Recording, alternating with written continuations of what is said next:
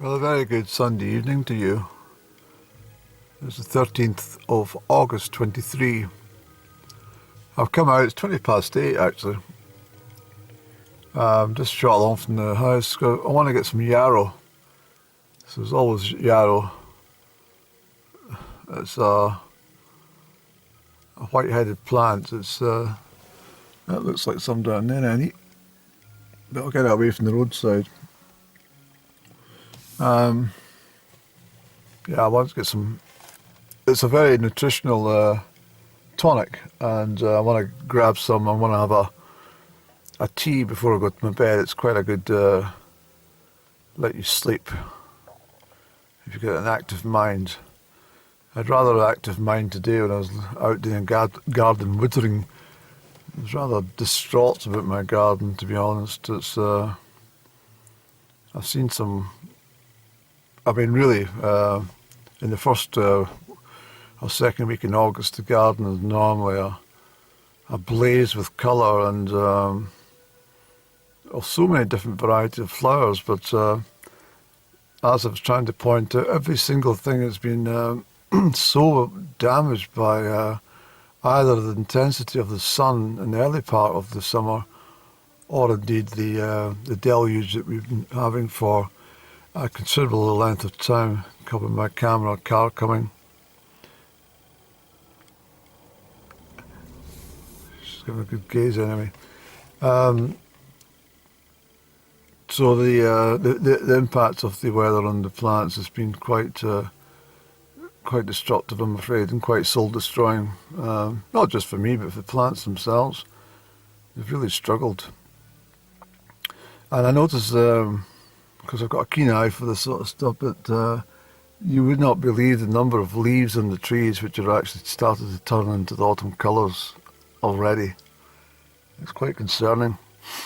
I mean, I'm not saying we're not going to get any more sunshine. I think we're going to be due a probably very good late August, early September. There's a new moon tomorrow night, actually. It's a new moon in the sign of Leo. In fact, it'll be the second, it'll be a blue moon. There'll be a full moon on the 28th of August. Two full moons this month. But the yarrow will come out because it's a great tonic to help you sleep. And but you've got to be very careful what you're picking, because a lot of these white plants, whether it's let's say this in the early part of the summer, whether it's Angelica, whether it's Sweet Cicely, but more particularly at this time of year, you've got to be very careful you're not picking hemlock or even other varieties of poisonous plants. So I'll maybe guide you through what the plant is when I get over the fence. But I know there's always an abundance of this stuff here. There's no livestock about, which is even better. In fact, livestock's a rarity in the fields of Minnie these past couple of years. But I've put the witterings on load just now, so the time I get back, it should be ready to release for public viewing. I might not be able to do the chapter 2. I was thinking about that Ben Crieff visit because of the amount of noise and stuff that was in the building itself. The fact you weren't allowed to take any cameras inside the building. I got a couple of snaps on my phone right enough, but I think in real fairness to the Dracs who run the show up there, the company that run the show, and also for other members of the public, I don't really want to spoil the surprise for them as well, because I wouldn't like to have viewed anything prior to my visit and spoil it a wee bit. So I think I'll refrain from loading anything else about the actual innards of the Hollow Mountain at Ben Crieff.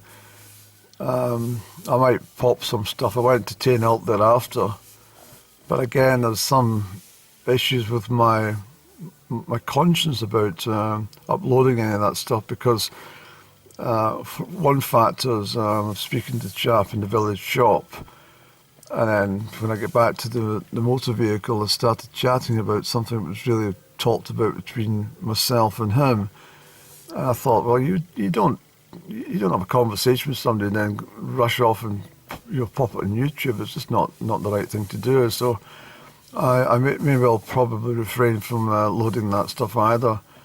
I mean, some of it's quite humorous, not that chap itself, but the other surrounding stuff. But I'll make decisions and maybe do some serious edits, so I might not load that as quickly as what I intended for part 2 of that Ben Crieff excursion. But I did go up to the kirk in Tonic. I've been before several years ago. It's a lovely churchyard, and I mean, there's an abundance of yarrow up there, actually, when I think about it. There was so many wildflowers, knapweed and harebells, the bluebells and stuff like that, and Scottish bluebells, that is. A real picturesque graveyard and very old graves. So I quite enjoyed sitting there for a little while. And then I had done some commentary about the Tonic Hotel fire. Headed back down the road to Crieff and sat there for a while with my camera outside the Crieff Hotel for quite a while, actually, before zipping down to Lochern. So if you're looking out for part 2, it might be a bit jumbled and a bit edited from what was originally planned. But I think definitely, in fairness, it's not good to have a conversation and then we all have conversations of interest, and I would probably think if I was chatting to somebody in the street and then a week or 2 later found that the whole conversation had been really done YouTube or something, I think that would be pretty. I think that so I don't want to do that. But what I might do with a chap in the village shop, because it's an interesting story. And he had connections to the Hollow Mountain as well. So what I might do is I'm intending to go up to Dalmally at the end of August. I'm actually going up to the agricultural sale. One of these things on my bucket list. I've never been to a livestock auction, and there used to be ones in Perth, of course, before the Dobbie's building went up. I think it was United Auctions had the territory, and there was big, especially in October, there was big markets up there in the west edge of Perth, or Bertha. Crieff was the biggest market, a huge market town. They're all market towns, but Crieff was particularly big. Then it switched over to Falkirk. But even with the cattle trice and stuff in the autumn, moving to Falkirk, Crieff retained its weekly market. And I'm sure, from memory, my grandmother and my father told me that was held on a Tuesday, whether it was every Tuesday or every fortnight or once a month. I can't quite remember. I think it was at one point it would have been a weekly market. But certainly it was held in the Market Park and then eventually up into the James Square area. So, my granny had lots of vivid memories, and my father too, when I think about it. In fact, all the members of the family just saying that how busy the town was on market day. But the other thing about this chap, I want to maybe make contact with him. If I'm up in Dalmally, I might shoot along to Tonic and maybe request that I do an actual interview with him. Perhaps not on camera, but perhaps if he would allow me to interview him and perhaps use some of the material. And if he's okay with that, then all good. But he's a very interesting individual, I have to say. I just get that feeling that he's I've worked in journalism, I've worked in, the stuff I do here. Anyway, we better go and get this Yarrow, Andrew, or the time will be, what time is it now? Yapping for 10 minutes already. Let's go and get this Yarrow, because the midges will be busy tonight, and well, mid-August the light doesn't last forever, and it'll be well till dusk yet, right enough, but you know what I mean. And the wind's still bringing the clouds from a westerly direction, west-northwest actually. That's up to the Breomany. I've walked up there many times. It's my route up to the Grampian Mountains, which I quite often do these ones in the winter because it's so near the house, and I just like to come up, and it's fabulous up there in the winter. The deep snows of and the ice without having to go too high. You feel like you're in a mountainous region without climbing over 1,000 or 2,000 feet at least, you know.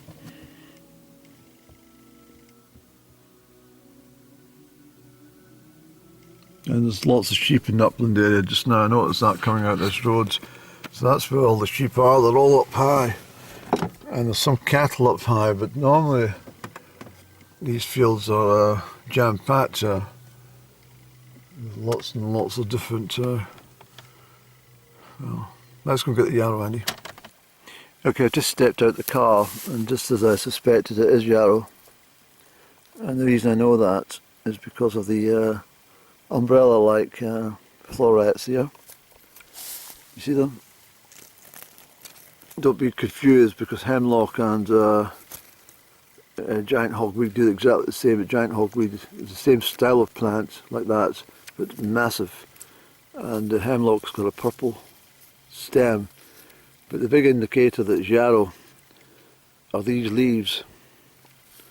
I'll take this one off here. These little leaves.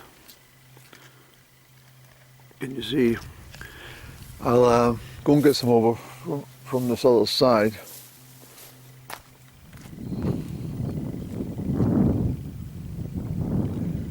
Actually, just put my hazards on just in case there's some fool comes up and is not paying attention.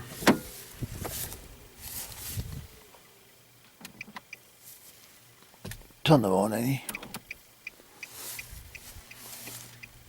And take your bag that you brought to get the Yarrow.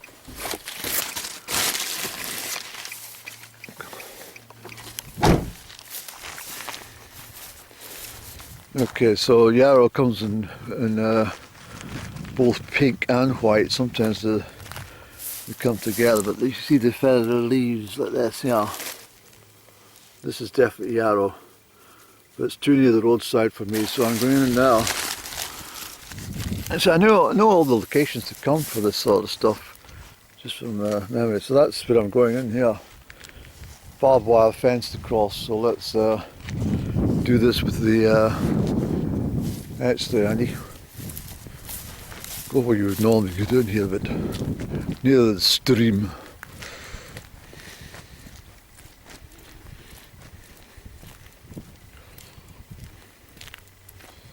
There's netweed there.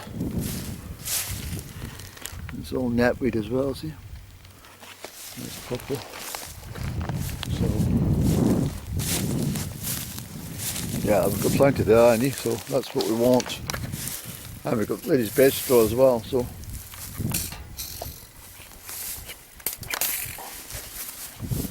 See the ladies' bed straw, sorry about the camera. This is there. So what we want, Annie, we just want to take a few stops of this. This is really, really good for you. It's well over 100 components in here, which include vitamin A, vitamin C, potassium. It has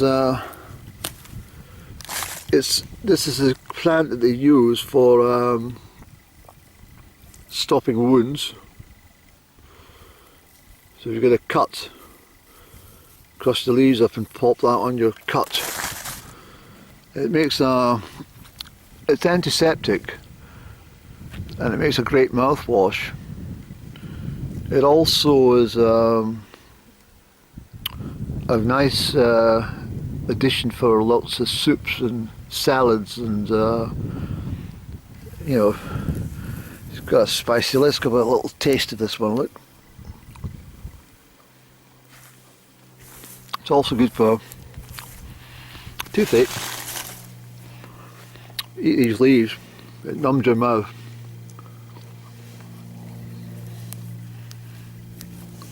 You brought scissors, Annie. Why did you not bring them over? I don't want to pull the plant out. I'm coming back though. I don't want to pull the root of the plant. I'm going to get my scissors. So I picked myself a little bunch. I put in a little bit of lady bedstraw because the smell is absolutely delicious. And there's also a bit of a scent to the Yarrow too, and but it's that's what you're wanting. That Yarrow's in pink or white. Be very careful, please. Do not pick it if you don't know what you're picking. And as I say, very feathery type dark green leaves on the Yarrow. Been used for thousands and thousands of years by everyone in the country for all sorts of ailments. But let's put this away, Annie. This little bunch here is going into the teapot, and that will make a brew for me before bedtime. I'll have no trouble sleeping, although I must admit yesterday I wasn't doing much. What did I do yesterday? Can't even remember. Sorry, I can't remember at all. And so I was a bit more restless last night. I think I was loading stuff on the computer, wasn't I? Possibly. But yeah, so yeah, I think it was actually. Look how beautiful the colour of that bedstraw is. It's absolutely fabulous. But again, it's another plant. It's so underdeveloped this year. It's like the children after they're born during the war years. They never really, became into the fullness as adults because of the rations and limited food and stuff that they had when they were going through the war years. And nowadays it's all food banks, and people equally, the children are underdeveloped, and they're certainly not as fit and healthy and strong as the children in the 1960s were, or the 70s even. Definitely not. And I dare say a lot of it's to do with the fact that they don't have any chores. They don't do anything, I don't think. Because the mothers don't do anything either. Not really.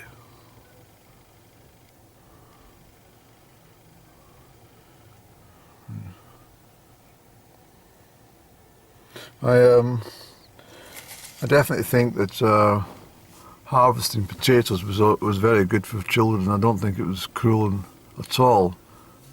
Maybe you should have got more money for it right enough, because I mean, picking a damn from one post from that post there to that big post over there, that was about a bit.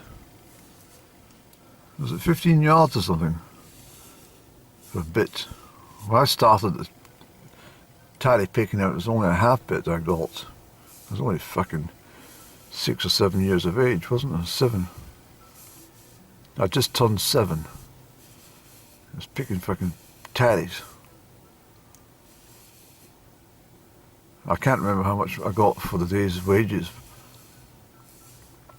It wasn't a lot of money though. But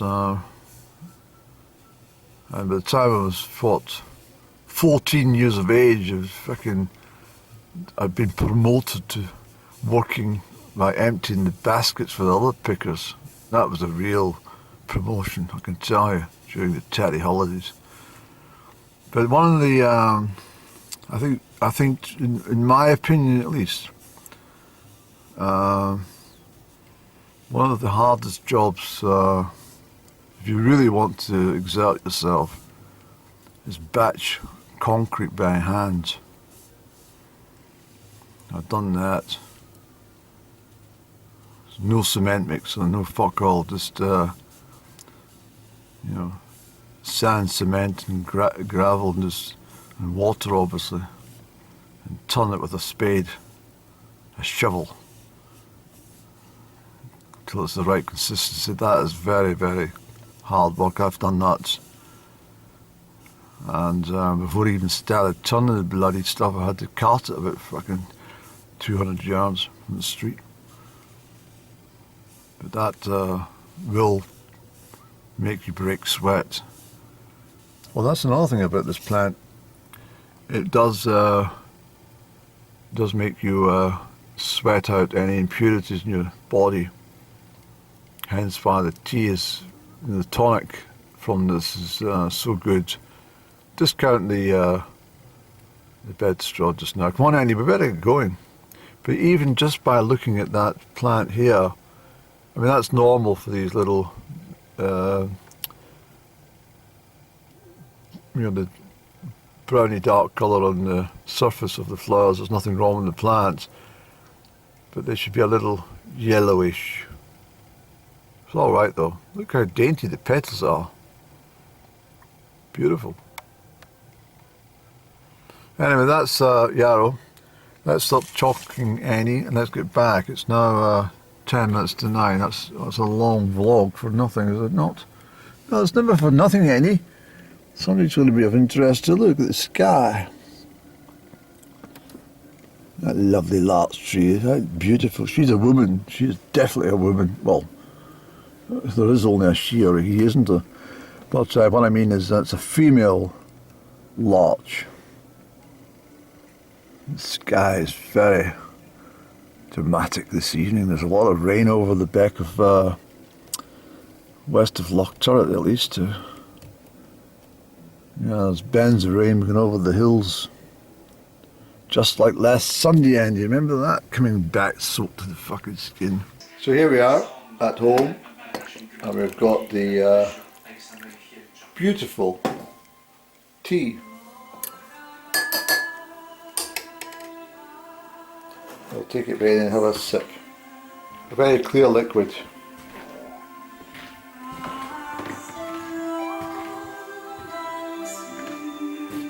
Hey.